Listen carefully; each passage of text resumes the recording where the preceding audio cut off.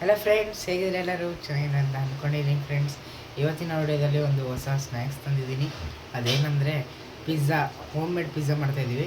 ಬ್ರೆಡ್ಡಿಂದ ಮಾಡೋ ಪಿಜ್ಜಾ. ಅದು ನೋಡಿ ಹೇಗಿದೆ ಅಂತ ನೋಡಿ ಟ್ರೈ ಮಾಡಿ ನೀವು ಮನೇಲಿ. ಕಮೆಂಟ್ ಬಾಕ್ಸಲ್ಲಿ ಕಮೆಂಟ್ ಮಾಡಿ ಏನಾಗಿದೆ ಅಂತ. ಓಕೆ ಫ್ರೆಂಡ್ಸ್, ಇಲ್ಲಿ ನಾನೀಗ ಸಣ್ಣ ಸಣ್ಣಕ್ಕೆ ಬೌಲಲ್ಲಿ ಪೀಸ್ ಮಾಡಿಕೊಂಡು ಮಾಡ್ತಾಯಿದ್ದೀನಿ. ನಿಮಗೆ ಎಷ್ಟು ಬೇಕೋ ಅಷ್ಟು ಸೈಜಲ್ಲಿ ಮಾಡ್ಕೊಳ್ಳಿ. ನಾನು ಇಲ್ಲಿ ಒಂದು 10ರಿಂದ 12 ಪೀಸ್ ಮಾಡ್ಕೊಂಡಿದ್ದೀನಿ ಫ್ರೆಂಡ್ಸ್. ಈಗ ಈರುಳ್ಳಿ ತಗೊಂಡಿದ್ದೀನಿ, ಆಮೇಲೆ ಕೊತ್ತಂಬರಿ ಸೊಪ್ಪು, ಪೆಪ್ಪರ್ ಪೌಡ್ರು, ಆರ್ಗಿನೋ, ಆಮೇಲೆ eggless mayonnaise, cheese, corn, chilli flakes, ಪಿಜ್ಜಾದ ಸಾಸ್, ಪೆರಿ ಪೆರಿ ಮಸಾಲೆ, ಇಷ್ಟು ಬೇಕಾಗಿದ್ದು.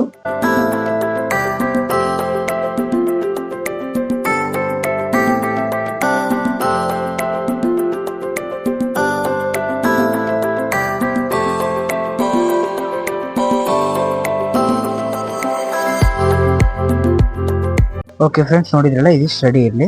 ಇದಾಗ್ತಿದ್ದಂಗೆ ಚೀಸನ್ನ ಸಣ್ಣ ಸಣ್ಣ ಕಟ್ ಮಾಡ್ಕೊಂಡಿದ್ದೀನಿ ನಾನು. ನಿಮಗೆ ಕಟ್ ಮಾಡೋದು ಬೇಡ, ಹಂಗೆ ಹಾಕೋದಾದ್ರೆ ಓಕೆ, ಹಂಗೂ ಹಾಕ್ಬೋದು.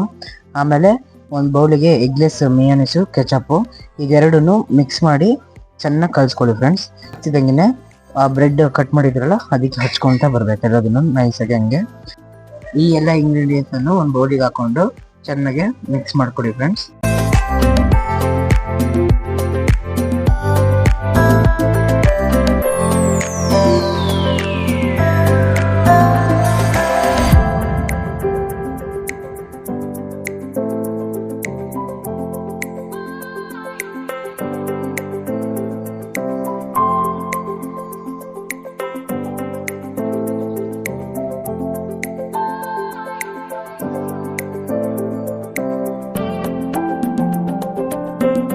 ಇದೆಲ್ಲದನ್ನ ಈಗ ಚೆನ್ನಾಗಿ ಮಿಕ್ಸ್ ಮಾಡ್ಕೊಳತ್ತೆ ಫ್ರೆಂಡ್ಸ್.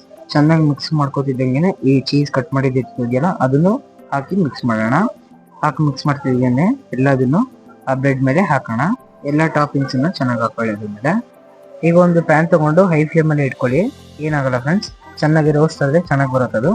ಈಗ ಒಂದು ಮುಚ್ಚಳ ತಗೊಂಡು ಒಂದು 4ರಿಂದ 5 ನಿಮಿಷ ಅಥವಾ 3ರಿಂದ 4 ನಿಮಿಷ ಮುಚ್ಚಿಟ್ಕೊಳ್ಳಿ.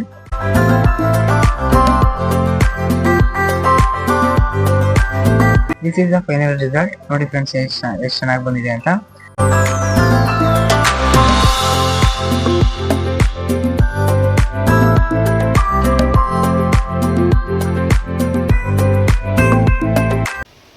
ಓಕೆ ನೋಡಿ ಫ್ರೆಂಡ್ಸ್, ಈಗ ರೆಡಿ ಆಗಿದೆ. ಟೇಸ್ಟ್ ಮಾಡಿ ನೋಡೋಣ ಹೇಗಾಗಿದೆ ಅಂತ.